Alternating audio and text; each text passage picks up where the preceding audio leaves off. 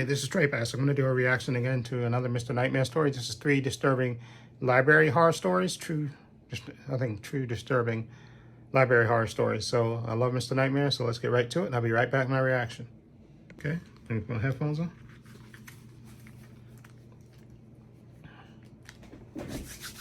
Okay. Hold on for a minute.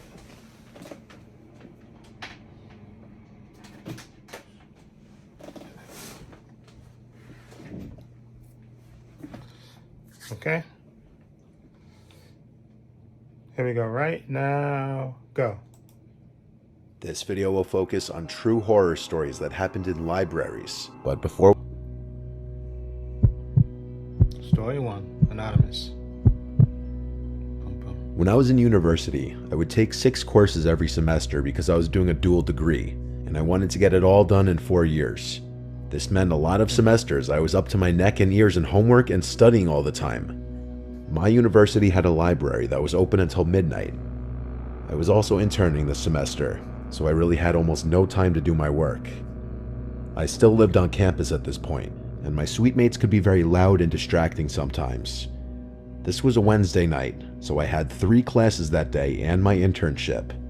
I also had 2 exams the following day, so right after I finished up at my internship, I went straight to the library. Our campus library was very big. When I got there at 9 p.m., there was still a decent amount of people everywhere, but from 9 to 10 it quiets down a lot, and I was planning on being there until 12 studying for my 2 exams the next day. Around 11, most people were gone, but there were still some around. I was sitting at one of the tables sandwiched between 2 bookshelves on either side, so it was a little more private and secluded where I was sitting. Less distractions. By 11 o'clock, some guy who looked to be in his upper 20s came into the section and passed one of the multiple empty tables and came to mine, where he sat down diagonally across from me at the table.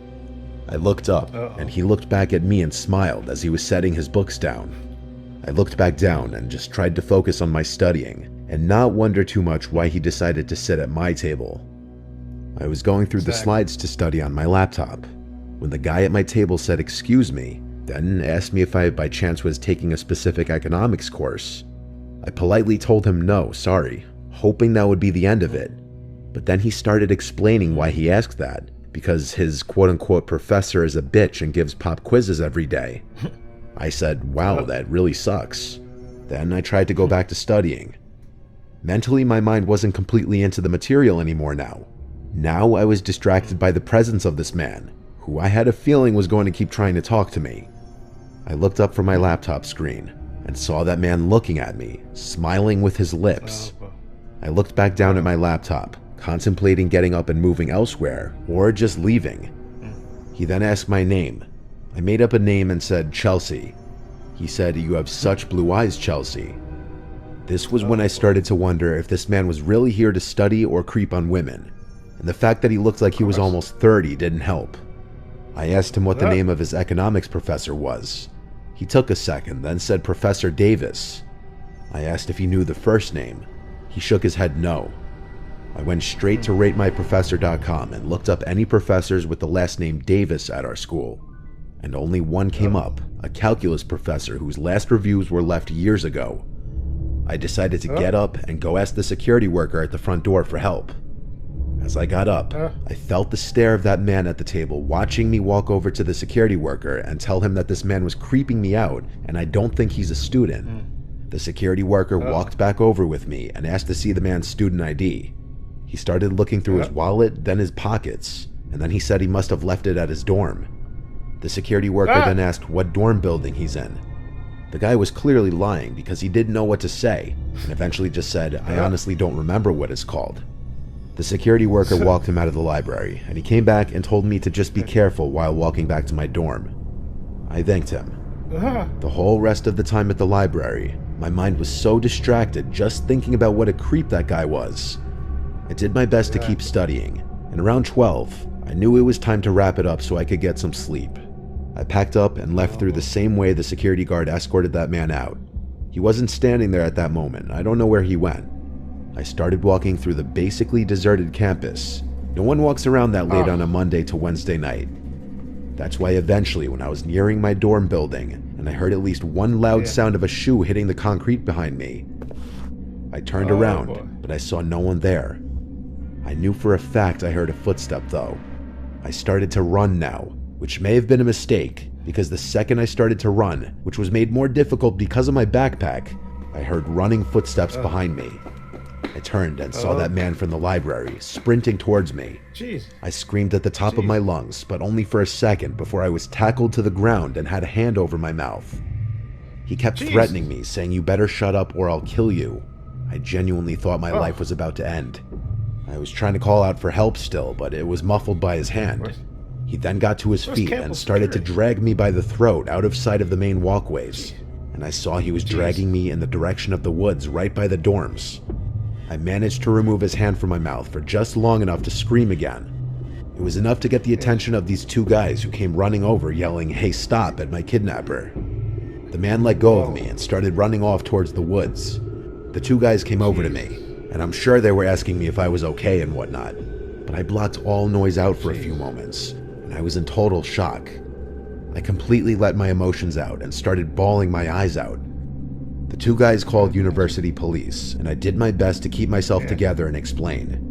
We went to the library to ask the security worker for his description of the man as well. It matched my description of the man. The police were also able to use the footage from the library cameras to get a clear picture of the man's face. The picture was sent out to all students' phones and emails and the school website, and that same night, there was an anonymous tip that the man was at a late-night dive bar down the road from the school. The police arrived to the bar and arrested him. The level of trauma this induced on me was incredible. I can't even imagine the trauma for those who weren't as lucky as me in situations like this. Exactly. Oof. Thank God you got away. Story 2. Anonymous. We moved to a new town when I was 7. Any memories before that move I consider to be very early childhood, and a lot of those memories are blurry at this point. This is one of those memories. This happened at some age before 7, I know that. If I had to guess, I was 5, maybe 6. There was the local town library that our mom would always take my brothers and I to. It was a few blocks away, actually. I remember this one day, it was my mom and my little brother, who was a toddler at this point. We started the day at the mall. Probably spent hours there tagging along with our mom shopping.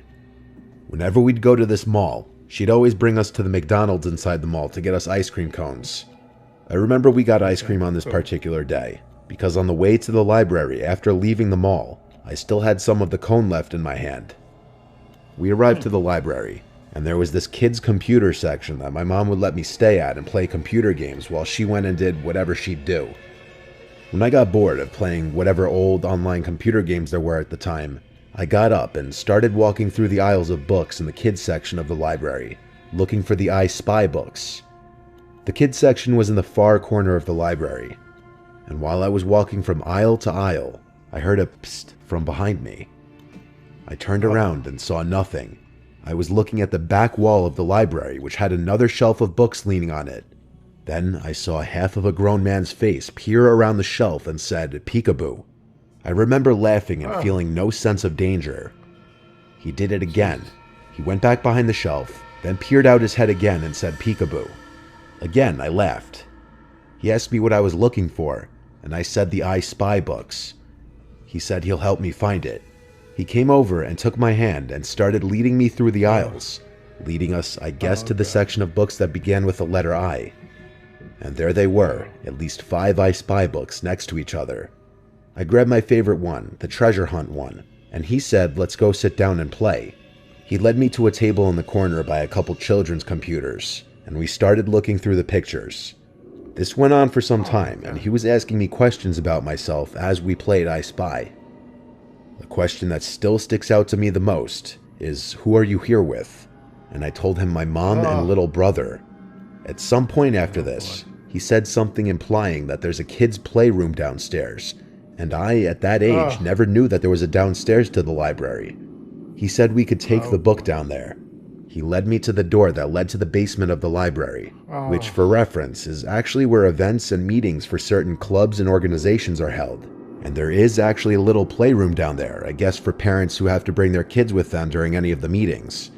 The man led me to that little playroom. There were various toys in there, most notably a Lego set and a Lego table, and then there were a bunch of chairs. He set the I Spy book down on the Lego table. This is where things get really uncomfortable thinking back on. As he was trying to forcibly get me to play with the toys, I started to get uncomfortable. And around this time, over the loudspeaker, a female librarian said into the intercom, "Will Liam come to the front, please? Your mother's looking for you." At this time, the man went to turn off the lights in the room, and now it was pitch black inside. He said in the dark, "We're gonna play hide and seek." This was the first moment I was genuinely freaked out, and I started to yell for my mom. I remember he kept telling me to be quiet, and his voice was getting louder as he was getting closer to me in the dark, until he had his hands on me. I thankfully managed to run past him and out the door of that room, and I ran down the dark hallway back to the stairs, and as I was running up the stairs, I had that same childhood feeling of running up the basement stairs after turning off the lights, only 100 times worse, because I genuinely was scared I was going to be grabbed. I made it back to the main floor of the library and ran straight to the front desk, calling for my mom. She was at the front desk with a group of librarians, and I remember the relief on my mom's face when she saw me. I told her there was some man who took me downstairs, and she literally lost it. The next thing I remember from there was a bunch of police in the building searching around, but I never saw that man again. He must have exited the building through a different way. I remember speaking to some woman who was probably with the police, asking me very delicate questions. I never really asked my mom about this experience that many times, because it's very uncomfortable, and I'd rather just not think of it. Should have never left you alone. That's ridiculous. Story 3. Get by Gary. I used to work at the local public library when I was in my early 20s. I'd work the night shifts as my second job at least 3 times a week after my first job. I'd get there at 6 and would work till closing time at 9. I would also be the one to lock up the place after closing, but I wouldn't just leave right after the library would close. I'd have to shut off all the computers, do some cleaning and organizing, stock the shelves with all the returned books and DVDs from the day, take out the garbage, and only then could I leave. It was a Friday night, approaching closing time. Most of the other library staff was gone already. It was just myself and one of the female librarians left. I had made a couple last call announcements to the remaining library patrons, alerting them that the library would be closing soon. I was already cleaning up the place, trying to finish up early so I could leave and just start my weekend. The only other employee still there said goodbye to me as soon as the clock struck 9 o'clock. I announced on the intercom that the library was closed. The 2 guests that were left got up from their tables and started packing up their things before leaving through the door. After that, when I saw no one else in the building, I locked the front door. I proceeded to start fixing all the chairs to be neatly tucked under their tables. Then I started emptying all the garbage cans, and when it was time to bring them outside to the dumpster on the side, I unlocked the front door again and brought them out. It was quiet outside. The library was kind of tucked away from any main roads. When I came back inside, I locked the door again. Now all I had to do was restock all the returned books and DVDs from the day. I grabbed the 2 boxes and started with the DVDs, which was easier since the DVD section was smaller. It took about 5 to 10 minutes. During this time, I thought for sure I heard something come from one of the book aisles. Uh-oh. I started walking through the aisles till I found an open book laying on the floor, which had clearly just fallen off the shelf. I put it back in its place, and for a second I stood there and just wondered, how could that have happened? I went back to work, and after finishing the DVDs, I took the box of books and started putting them one by one back on the shelves. Going in alphabetical order, I started with the A's. The books in the box were sorted in alphabetical order to make it easy. As I worked my way down the shelves trying to bang this out and go home, I heard another noise nearby. 2 times in less than 20 minutes. That was no coincidence. I set the box down and started walking through the aisles of books again. I found another 2 books on the ground in another aisle. Someone was in here. I walked out to the open area with all the tables and such and yelled out, "Excuse me, the library is closed." There was silence until I heard something from across the library, from the children's section. A I approached the noises, and it started to sound like some rabid animal making growling sounds. I also heard What? books being thrown onto the floor. It was coming from one aisle. As I built up the courage to peek down the aisle, I saw some woman wearing a nightgown throwing random books off the shelf, making these disgusting animal-like sounds. I didn't say anything. I turned and ran to the office where we had the phone. I didn't have a cell phone at this time. I locked the office door and closed the blinds to the window. Then I called 911. I reported that there was some sickly woman in the library and I think they should send an ambulance. They asked if I had approached the woman, and I said no, she looked like she could be dangerous. When the operator asked me if the woman was still in the same spot, I opened the blinds and I screamed because that woman was right on the other side of the glass looking in. Whoa. Her pupils were so big that she looked demonic. I said to the operator, she's right outside the office. The woman started to bang on the glass, screaming gibberish. She tried opening the door, and when it didn't open, she turned around and sat on a chair facing the office. The operator asked me to keep the blind open and watch her. The woman was wobbly as she sat down, so I noted she was definitely high out of her mind. 2 police cars and an ambulance showed up to the library. The woman was put in handcuffs because she tried fighting the police officers, but nothing she was saying made any sense. She was put in the back of an ambulance and was taken away. I never found out what the hell she was on. I don't know how she got inside. Maybe while I was taking the garbage out. Or maybe she was inside before I even locked the place up. Either way, it definitely made being in the library alone after closing pretty unsettling from there on out. Yeah, I can imagine. That's freaky.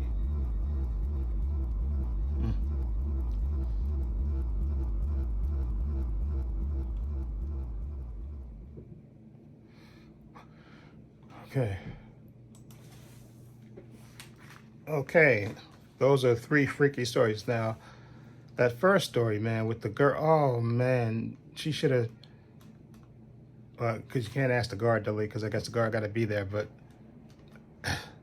especially because women are vulnerable. That's why I think you got to either have, like, pepper spray or even, like, a stun gun or something, because look, this dude obviously didn't go there. He snuck on campus, was stalking her, and then he waited until after he got kicked out of the library. He waited for her to come out because he knew she had to come out, and that was kind of, messed up. I would, if I was the guard, I would have probably told her, listen, why don't you call somebody to come walk with you? Because I know the guard probably can't leave the library, or if he could. The nice thing would have been for him to, lock the, I'm sure he had the keys, lock it in there, and let me walk you back to your dorm, okay? Because obviously we don't know if this psycho dude, or at least call campus security and say, listen, there was a guy I kicked out of the library. He was like bothering this girl, and now, she got to walk back to her campus at night by herself. No, I think that would have been a smart move to call campus police and have them meet, her out there and then walk her back to her dorm. And then that guy never would have tried that. But thankfully they caught him. But, that was pretty scary. Dude, obviously was stalking her and then waited outside, then chased her. And then as soon as she started running, he ran in and tackled her and would start to drag her out. Luckily for her, there was 2 guys walking along the thing and managed to scare him off. Because that could have ended really horribly. And like I said, I think the security guard should have called campus police. Exactly. Instead of just kicking the guy out. So, especially, this guy don't go there. Call campus police and say, wait a minute. Let them escort him out of the campus. Exactly. That I think would have been the smart thing to do. Don't let the guy just wander off. I think that's stupid. Call the cops. Say, listen, this guy don't go here, and he's bothering. He came on to school. Exactly. I think that would have been the smart move to do that. But because like I said, she got to walk, and especially at night, she got to walk past midnight back to her dorm and just all the way across the campus by herself, and hardly nobody out. Come on, that's insane. And now the second story, I don't know what the mother did, that she took the kid back to the hospital. Maybe she's a librarian or whatever. But you don't leave the kid by itself. No, you leave the kid in an area where there's people around. You don't leave the kid by itself. That was just nuts. And obviously, and this psycho dude was molester was waiting to catch a kid alone, and the kid was young and naive, and he trusted the guy. The guy said, "Listen, let me take you downstairs," and that's why it's always good to teach your kids, instruct your kids, never to go anywhere with strangers and stuff.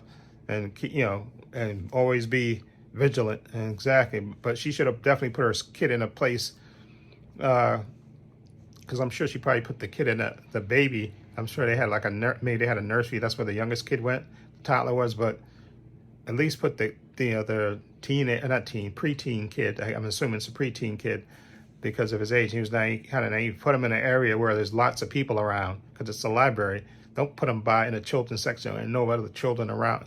Put him in an area with lots of people around. Don't leave him by himself. That's just nuts. And that could have ended really horribly if, thank God the kid had the gumption to run. Exactly, because what this guy could have did to this kid, kidnapped him and murdered and killed him and stuff. So that was crazy. And then of course the guy at night working in the library at night having to close up, and then there's a psycho woman. They're talking about, oh, keep your eye on the lady. No, I'm not keeping my eye on the lady. Exactly.